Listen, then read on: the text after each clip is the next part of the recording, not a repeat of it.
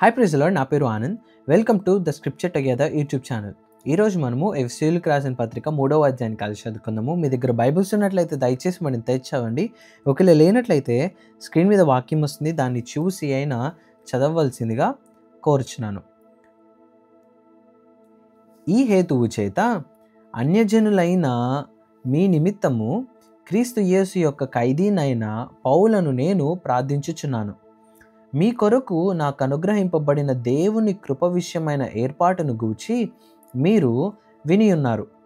ఎట్లనగా క్రీస్తు మర్మము దేవదర్శనము వలన నాకు తెలియపరచబడినదను సంగతిని గూర్చి మునుపు సంక్షేపముగా వ్రాసితిని. మీరు దానిని చదివిన ఎడల దానిని బట్టి ఆ క్రీస్తు మర్మమును గూర్చి నాకు కలిగిన జ్ఞానము గ్రహించుకొనగలరు.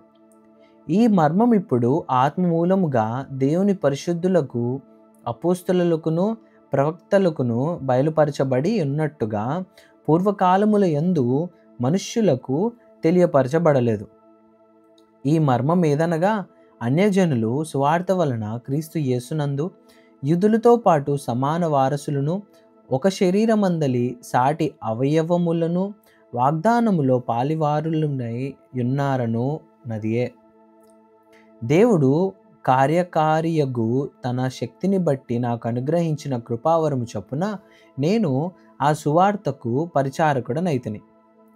దేవుడు మన ప్రభువైన క్రీస్తు యేసునందు చేసిన నిత్య సంకల్పము చొప్పున పరలోకములో ప్రధానులకును అధికారులకును సంఘము ద్వారా తన యొద్ద నానా విధమైన జ్ఞానము ఇప్పుడు తెలియబడవలెనని ఉద్దేశించి శోధింప శక్యము కాని క్రీస్తు ఐశ్వర్యమును అన్యజనులలో ప్రకటించుటకును సమస్తమును సృష్టించిన దేవుని యందు పూర్వకాలము నుండి మరుగైయున్న ఆ మర్మమును గూర్చిన ఏర్పాటు ఎట్టిదో అందరికిని తేటపరచుటకును పరిశుద్ధులందరిలో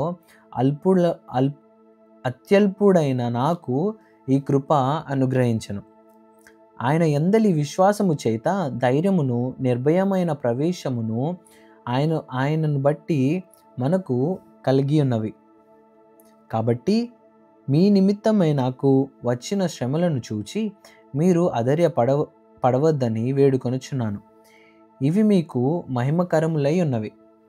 ఈ హేతువు చేత పరలోకమునందును భూమి మీదను ఉన్న ప్రతి కుటుంబము ఏ తండ్రిని బట్టి కుటుంబం అని పిలువబడుచున్నదో ఆ తండ్రి ఎదుట నేను మోకాళ్ళూని, మీరు అంతరంగ పురుషుని యందు శక్తి కలిగి ఆయన ఆత్మ వలన బలపరచబడినట్లుగాను క్రీస్తు మీ హృదయములలో విశ్వాసము ద్వారా నివసించుటనట్లుగాను తన మహిమైశ్వర్యము చొప్పున మీకు దయచేయవలెననియు మీరు దేవుని సంపూర్ణత యందు పూర్ణులగునట్లుగా ప్రేమయందు వేరుపారి స్థిరపడి సమస్త పరిశుద్ధులతో కూడా దాని వెడల్పు, పొడుగు, లోతు, ఎత్తు ఎంతో గ్రహించుకొనుటకును జ్ఞానమునకు మించిన క్రీస్తు ప్రేమను తెలుసుకొనుటకును తగిన శక్తి గలవారు కావాలననియు ప్రార్థించుచున్నాను.